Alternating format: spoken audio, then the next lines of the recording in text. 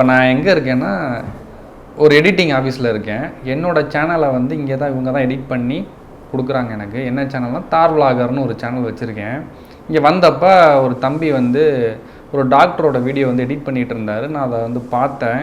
அதில் அவர் நிறைய கேள்விக்கெலாம் பதில் சொல்கிறாரு. ஒரு மனசில் இருக்க சில கேள்விகளுக்கெல்லாம் நிறைய பதில் சொல்கிறாரு. அதே மாதிரி என் மனசில் வந்து நிறைய கேள்விகள் இருக்குது.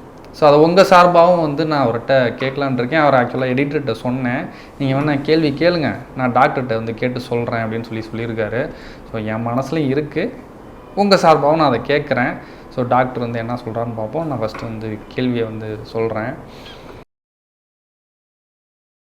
என்னோடய கேள்வி, அப்பா பையன் அவங்க 2 பேர்த்துக்குள்ள உறவு எப்படி இருக்கணும்? ஏன்னா நிறைய அப்பாக்களும் சரி நிறைய பசங்களும் சரி அவங்க 2 பேர்த்துக்குள்ள ஒரு ரிலேஷன்ஷிப் எப்படி இருக்கணும்னு தெரியாமலே வாழ்ந்துட்டுருக்காங்க. அது தெரியாமல் பல பிரச்சனையும் ஃபேஸ் பண்ணிகிட்ருக்காங்க.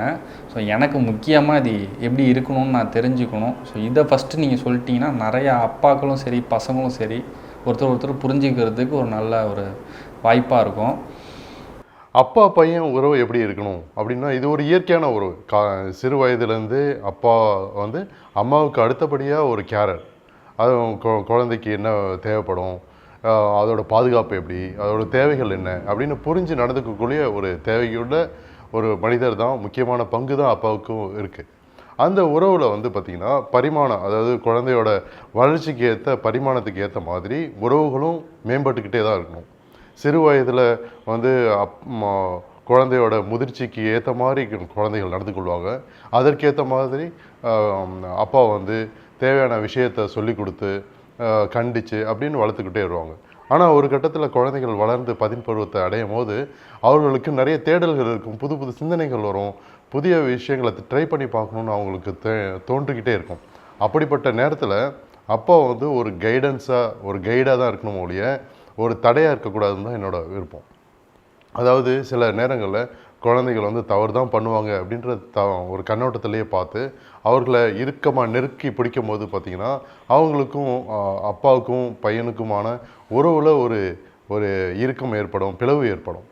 அதே சமயத்தில் ஒரு காது கொடுத்து பசங்க என்ன சொல்கிறாங்கன்னு கேட்டுக்கிட்டே வந்தாங்கன்னு வச்சுக்கோங்களேன், நாளடைவில் பசங்க இதுதான் நினைப்பாங்க, இதுதான் செய்வாங்க அப்படின்ற ஒரு நம்பிக்கை குழந்தைகள் மேலே பிறக்கும். அது மட்டும் இல்லாமல் சில நேரங்களில் தனக்கு இருக்கிற பிரச்சனையை வந்து அப்பா கிட்ட வந்து சொன்னால் அதை வந்து ஜட்ஜ் பண்ணாமல் ஒரு நடுநிலையாக இருந்து ஒரு நண்பனை போல் காது கொடுத்து வாங்கிட்டு அதுக்கேற்ற தீர்வு தன்னால் அது சொல்ல முடிஞ்சால் சொல்லட்டும், இல்லைன்னா குழந்தைங்களே அதை கேட்டு தெரிஞ்சுக்கிட்டோம் அல்லது வந்து அனுபவித்து தெரிஞ்சுக்கிட்டோம்னு சொல்லிட்டு அந்த சுதந்திரத்தை கொடுக்கணும். நிறைய நேரங்களில் அப்பா வந்து இப்போ பசங்க கெட்டு போயிடுவாங்களோ அப்படின்ற ஒரு பயத்தினாலேயே அவங்களுக்கு இருக்கிற சுதந்திரத்தை சுத்தமாக கொடுக்கறதே இல்லை. இதனால் நாளடைவில் குழந்தைகளுக்கு அப்பா மேலே ஒரு வெறுப்பையும் ஒரு அவநம்பிக்கையும் தான் ஏற்படுத்தும். எது சொன்னாலும் நம்ம சொன்னாலும் கேட்க மாட்டார் அப்பா, நமக்கு அப்பா கிட்ட சொல்லி பிரயோஜனம் இல்லை, செவுத்தில் அடித்த பந்து மாதிரி இருப்பார், செவுத்தில் கத்துறதுக்கு ஒன்று தான், அப்பா கிட்ட காதில் சொல்கிறது ஒன்று தான் அப்படின்னு சொல்லிட்டு பசங்க வந்து அப்பா கிட்ட பழகிறதையே கொஞ்சம் கொஞ்சமாக தவிர்த்துக்கிட்டே வந்துடுவாங்க. அதில் ஒரு வேளை அம்மா வந்து காது கொடுத்து கேட்குறப்ப நபராகவோ புரிஞ்சுக்கிற நபராகவோ இருந்தோம் அந்த ரிலேஷன்ஷிப்பை அம்மாவை நோக்கி போயிடும். சில நேரங்களில் நண்பர்களை நோக்கியும் போயிடும். ஏன்னா நண்பர்கள் வந்து பல கட்டங்களில் ஊக்குவிப்பது போல் நல்லதோ கெட்டதோ ஊக்கம் தான் அவங்க கொடுத்துக்கிட்டே இருப்பாங்க. அப்படி இருக்கும்போது வீட்டில் கிடைக்காத அந்த சப்போர்ட்டும் ஒரு ஒரு ஆறுதலும் நண்பர்கள் மத்தியில் கிடைச்சதுன்னா அவர்களோட உறவு வந்து நண்பர்களை நோக்கி போயிடும். அதனால் அப்பா பையன் உறவு எப்படி இருக்கணும் அப்படின்னா, ஒரு நண்பர்கள் போல் காது கொடுத்து கேட்கணும், ஒரு ஆசிரியர் போல் அப்பப்போ தேவையான அட்வைசஸ் கொடுக்கணும், அம்மாவை போல் அரவணைப்பாக இருக்கணும். இப்படி பல பரிமாணங்கள் அந்த அப்பாவோட ரோலில் இருக்குது. வயதுக்கு ஏற்ற மாதிரி குழந்தைகளுக்கு ஆன சப்போர்ட்டு கொடுத்துக்கிட்டே இருக்கணும். அடுத்த என்னோட இன்னொரு கேள்வி என்னென்னா, ஒரு அப்பா வந்து வளர்ந்த விதம் வந்து பார்த்திங்கன்னா ஒன்று ஏழையாக கூட வளர்ந்துருக்கலாம், இல்லை ஒரு பணக்காரராகவும் வளர்ந்துருக்கலாம், இல்லை ஒரு அப்பாவோட தயவு இல்லாமல் வளர்ந்துருக்கலாம், இல்லை அம்மாவோட தயவு இல்லாமலேயும் வளர்ந்துருக்கலாம்.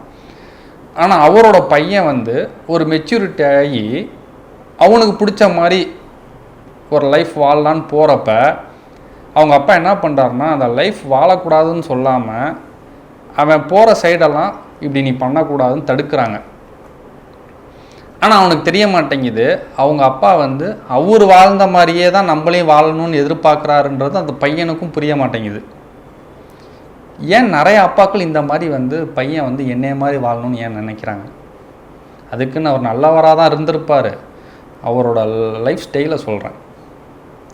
இவனுக்குன்னு ஒரு ஆசை இருக்கும்ல, அது மாதிரி ஏன் வாழ விட மாட்டேங்கிறாங்க? முதல்ல எல்லா அப்பா அம்மாக்களுக்கும் ஒன்று சொல்ல விரும்புகிறேன். உங்களோட துறையவே உங்கள் பசங்களோ பிள்ளைகளோ வந்து தேர்ந்தெடுக்கணும் அப்படின்னு நினைக்கிறத முதல்ல விடணும். ஏன்னா எல்லா துறைகள்லேயும் திறமை இருந்தால் முன்னுக்கு வரலாம் அப்படின்றது தான் இப்போ சமீப காலமாக நம்ம பார்த்துக்கிட்டு இருக்கிற ஒரு உண்மை. அதனால் பிள்ளைகளுக்கு எதில் விருப்பம் இருக்குது, எதில் அவங்களுக்கு திறமை இருக்குது அப்படின்றத ஆரம்பத்திலே கண்டறிந்து அவங்களோட துறையை முதல்ல தேர்ந்தெடுக்க விடணும். பொதுவாக அப்பா அம்மா என்ன பண்ணுறாங்க அப்படின்னா, குறிப்பாக அப்பாக்கள் என்ன பண்ணுறாங்க அப்படின்னா, தங்கள் கடந்து வந்த பாதையவே பசங்க வந்துட்டால் ஒன்றும் பிரச்சனை இருக்காது. ஏன்னா அது மாதிரி நினைக்கிறதுக்கு முக்கிய காரணம் என்ன அப்படின்னு பார்த்தீங்கன்னா, அப்பா அம்மா வந்து ரொம்ப கஷ்டப்பட்டு சில தவறுகள் செய்து அதுலேருந்து பாடங்கள் கற்று மேலே வந்திருப்பாங்க. பொருளாதாரத்துலேயோ சில முடிவுகள்லேயோ அவங்க எடுத்த முடிவுகள் தவறாக போயிருக்கலாம். அதுலேருந்து பாடம் கற்றுட்டு கடைசியாக வெற்றியாளர்கள் ஆகிருக்கலாம். அந்த மாதிரி வெற்றியாளர் ஆனதுக்கப்புறமும் தன்னோட பசங்க அதே மாதிரி தவறுகள் மூலமாக பாடம் கற்றுக்கிட்டு மேலே வரணுன்றத விரும்ப மாட்டேங்கிறாங்க.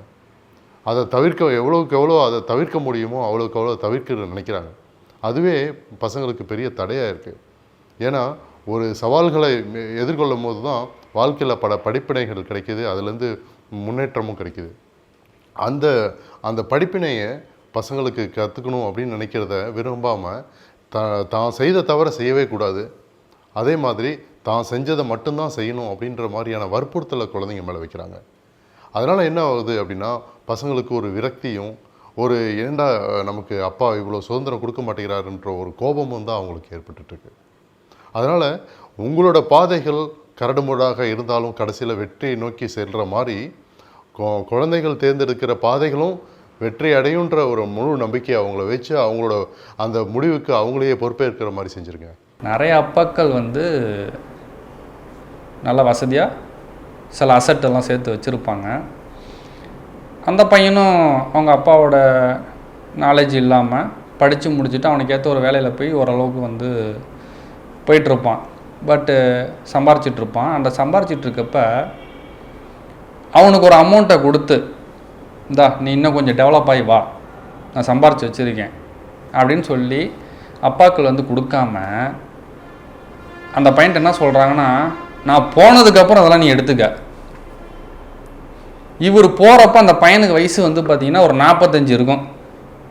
அதாவது கிட்டத்தட்ட எங்கே நான் வந்து துடிப்பாக வந்து வாழ்க்கையில் முன்னேறி வரணும்னு நினைக்கிற அந்த மனப்பக்குவமே வந்து பார்த்திங்கன்னா அவனுக்கு வந்து ஒரு 25லேருந்து 35க்குள்ளே தான் இருக்கும்.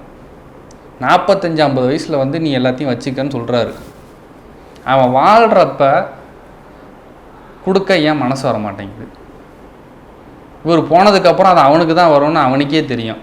இதை வேற ஒரு பஞ்சு டயலாகாக வந்து எல்லா அப்பாவும் சொல்கிறாங்க. ஏன்? சரி, நீ யாருக்காக சம்பாதிக்கிற? உன் பையனுக்காக தானே சம்பாதிக்கிற. போகிறப்ப எதையும் எடுத்துகிட்டு போக போகிறதில்ல. அந்த பையனுக்கு கொடுக்கறதுக்கு ஏன் உனக்கு மனசு வர மாட்டேங்குது? இல்லை அந்த பையன் வந்து எல்லாத்தையும் அழிச்சிருவான்னு பயமா? அப்போ உன் பையன் மேலே உனக்கே நம்பிக்கை இல்லையா? இப்படிலாம் அந்த பையனுக்கு மனசுக்குள்ளே ஒரு கேள்வி ஓடும். ஆனால் கேட்க மாட்டான். ஏன்னா அவங்க அப்பா மேலே ஒரு மரியாதை அவனுக்கு. ஸோ இதை நீங்கள் என்னன்னு கொஞ்சம் விளக்குனீங்கன்னா, அவங்க அப்பாவுக்கு நிறைய பேர் இது மாதிரி அப்பாக்கள் இருக்காங்க, அவங்களுக்கு போய் ஏதாவது பையனை புரிஞ்சிக்கக்கூடிய ஒரு வாய்ப்பு கிடைக்கும். இந்த கேள்வி வந்து எல்லாரும் பொதுவாக இந்திய குடும்பங்களில் பல நேரங்களில் பசங்களுக்கோ பெண்ணுங்களுக்கோ வந்து ஏற்படுற ஒரு கேள்வி தான். ஆனால் இதே மேலை நாடுகளில் அப்படி ஏற்படுறதில்லை. ஏன்னா அவங்க ஒவ்வொருத்தரும் சொந்த காலில் நின்று மேலே வரணும் அப்படின்னு நினைக்கிறாங்க.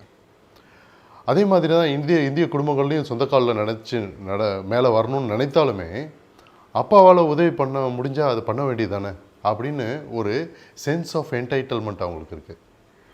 அது உண்மையிலே நல்லதா அப்படின்னு பார்த்தா என்னை பொறுத்த வரைக்கும் அது நல்லது இல்லைன்னு தான் சொல்லுவேன் நான். ஏன் அப்படின்னா, அப்பாவை வந்து நம்மளோட பிஸ்னஸ்க்கு ஒரு இன்வெஸ்டராக முதல்ல பார்க்குறத நிறுத்தணும். ஏன்னா அப்பா வந்து ஒருத்தருக்கு வந்து மூன்றாம் நபருக்கு வந்து உதவி செய்கிறாரு, ஒரு இன்வெஸ்ட் பண்ணுறாரு, அவர் வந்து சீசன்ட் இன்வெஸ்டார் அப்படின்னு பார்த்தீங்கன்னா, அந்த பிஸ்னஸோட நல்லது கெட்டது என்ன, அவங்க எப்படி வந்து அந்த பிஸ்னஸ் நடத்தக்கூடிய திறமை இருக்கா, அல்லது அந்த பிஸ்னஸ் வந்து அந்த சமூகத்துக்கு தேவைதானா, அந்த ப்ராடக்டோ ஏதோ ஒரு சர்வீஸோ அவங்க பண்ணுறாங்க அந்த பிஸ்னஸ்லன்னா, அந்த பிஸ்னஸ்னால் சமூகத்தில் வரவேற்பு இருக்குமா அப்படின்றதெல்லாம் பொதுவாக ஆராய்ஞ்சு தான் ஒரு இன்வெஸ்ட்மெண்ட் பண்ணுவார். அதே பையன் வரும்போது பாசத்தினால இந்த மாதிரியான விஷயங்கள்லாம் கண்ணை மறைச்சு அந்த இன்வெஸ்ட்மெண்ட்டில் சில தவறுகள்லாம் பண்ணுவாங்க. அதனால் என்ன ஆகும் அப்படின்னு பார்த்தீங்கன்னா, அவங்களோட இன்வெஸ்ட்மெண்ட் ஹை ரிஸ்க் இன்வெஸ்ட்மெண்ட்ஸ் மாறிடும். அப்போ அது தவறானாலுமே பையனை வந்து கேட்கவும் முடியாது, அப்பாவுக்கு பணத்தை வாங்கி இப்படி போயிடுச்சே அப்படின்னு சொல்லிட்டு இவரோட குற்ற உணர்ச்சிகளும் அதிகமாகிடும். பல குடும்பங்களில் இதுவே பொருள் உதவி செஞ்சு அந்த அந்த பிஸ்னஸில் மேலே வந்திருக்காங்க. அது இல்லை, அதுக்கு மாற்று கருத்து இல்லை. ஆனால் பெரும்பாலான நேரங்களில் இது மாதிரி அப்பா கிட்ட பணம் வாங்கி புதுசாக ஒரு பிஸ்னஸ் தொடங்குது அப்படின்றது ஒரு ஹை ரிஸ்க் தான். அதை முடிஞ்ச அளவுக்கு தவிருங்க. எத்தனையோ வந்து இந்த பேங்க் லோன்ஸ் தருது, கவர்மெண்ட் ஃபண்டட் ஸ்கீம்ஸ் இருக்குது. அதுலேருந்து ஒரு சின்னதாக ஒரு தொழில் தொடங்கி அதுலேருந்து படிப்படியாக முன்னுக்கு வாங்க. உங்களுக்கு நல்ல ஒரு அனுபவம் வந்துருச்சு, இந்த தொழிலில் உங்களுக்கு அடுத்த முடிவை எடுக்கும் போது ஒரு நிச்சயமாக வெற்றி பெற முடியும் அப்படின்னு உங்களுக்கும் உங்கள் அப்பாவுக்கும் நம்பிக்கை வரும் பட்சத்தில் அது மாதிரியான முடிவுகளை எடுத்தால் அது சேஃபாக இருக்கும். ஒரு பையன் இருக்கான்னா அந்த பையனோட ஃப்ரெண்டுக்கு தெரியுது அவனுக்கு என்ன கலர் பிடிக்கும், என்ன சாப்பாடு பிடிக்கும்னு. யூஸ்வலாகவே அம்மாவுக்கு கண்டிப்பாக தான் பிள்ளைய பற்றி எல்லாமே தெரியும், என்ன கலர் பிடிக்கும், அவனுக்கு வந்து என்ன சாப்பாடு பிடிக்கும்னு. ஆனால் நிறையா பேர்த்தோட அப்பாவுக்கு தான் பையனுக்கு என்ன கலர் பிடிக்கும், அவன் என்ன விரும்பி சாப்பிடுவான்ற சாப்பாடே தெரியாமல் இருக்காங்க. ஏன் அந்த பையனுக்கு வந்து பிடிச்ச விஷயம் என்னென்னு தெரிஞ்சிக்காத அளவுக்கு அவங்களுக்குள்ளே அப்படி ஒன்று ஒரு கேப் இருக்குது. எதனால் அந்த கேப் வருது? இல்லை அவங்க அப்பாவுக்கு வந்து தெரிஞ்சுக்கிறதுக்கான ஒரு விருப்பம் இல்லையா, இல்லை வந்து இவங்களுக்குள்ளே ஏன் இந்த ஒரு அப்பா பையன் இருக்க ஒரு ரிலேஷன்ஷிப்பை தாண்டி ஒரு பெரிய கேப் இருக்குது, நிறைய ஃபேமிலியில் இருக்குது ஒரு பெரிய கேப்பு. அந்த கேப்புக்கு என்ன காரணம்? அப்பாவுக்கும் பையனுக்கும் ஏற்படக்கூடிய அந்த பிளவுக்கு முக்கிய காரணம் என்னன்னு பார்த்தீங்கன்னா, அவங்களுக்குள்ள இருக்கிற உரையாடல்கள் குறைவாக இருக்கிறது தான். அவங்களுக்குள்ள இருக்கிற பேச்சுவார்த்தைகள் குறைந்து போயிட்டே இருக்கிறது காரணம் தான். மகனோட சிந்தனையும் சரி, அப்பாவோட சிந்தனையும் ஒரு கட்டத்தில் வெவ்வேறாக மாறும்போது மகன் வந்து தன்னுடைய நண்பர்கள்ட்ட அதிகமாக பேசியும் அம்மா வந்து புரிஞ்சுக்கிறாங்களேன்னு சொல்லிட்டு அவங்கள்ட்ட அதிகமாக பகிர்ந்தும் போயிட்டே இருக்கும்போது இந்த கேப் வந்து அப்பாவுக்கும் பையனுக்கும் அதிகரித்துட்டே தான் போகும். ஆரம்ப காலகட்டத்தில் சில நேரங்களில் வெளியில் கூட்டிகிட்டு போகிறதோ சரி, அந்த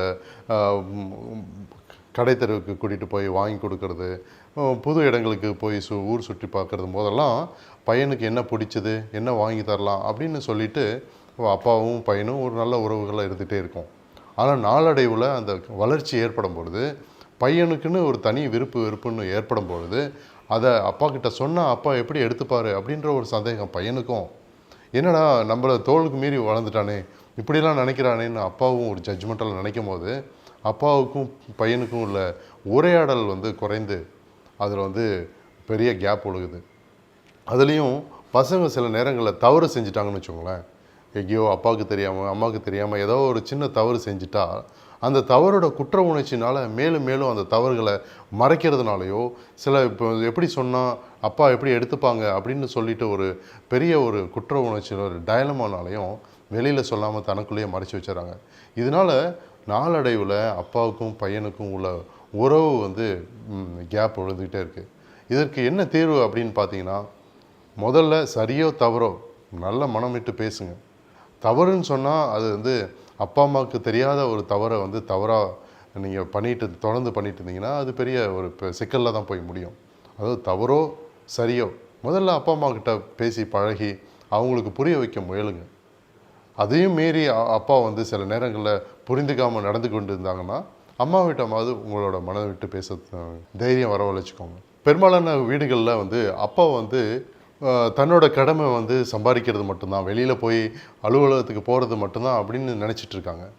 ஆனால் வீட்டில் என்ன நடக்குது, பசங்களுக்கு என்ன தேவை இருக்குது, என்ன பிரச்சனை போயிட்டுருக்கு, அவங்களுக்கு காலேஜில் என்ன பிரச்சனை அப்படின்ற விஷயத்தில் தலையிடுறதே கிடையாது.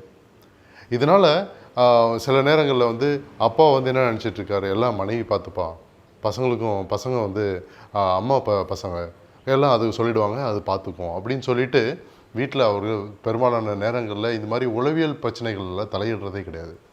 அது மட்டும் இல்லாமல் அப்பாக்கள் பல நேரங்களில் வந்து நினச்ச விஷயத்தை எக்ஸ்ப்ரெஸ் பண்ணுறதே கிடையாது. அம்மா வந்து ஒரு பிரச்சனைனா அதை நல்லா ஆர்டிகுலேட் பண்ணி பேசக்கூடிய திறமை இருக்கும். பிரச்சனைகளை வெளிக்கொண்டு வந்து அதை என்ன அப்படின்னு சொல்லி கேட்டு அதை புரிஞ்சுக்கிறக்கூடிய ஆற்றல்கள் இயற்கையாகவே பெண்களுக்கு அதிகம். ஆனால் ஆண்களுக்கு வந்து அந்த எக்ஸ்ப்ரெஷன் அந்த அளவுக்கு இல்லாதனால பிரச்சனைகளை என்ன மனசில் ஓடுது, அடுத்தவங்களுக்கு என்ன மனசில் பிரச்சனைகள் ஓடுது அப்படின்ற விஷயத்தை முயற்சிக்கவே பண்ணுறதில்ல.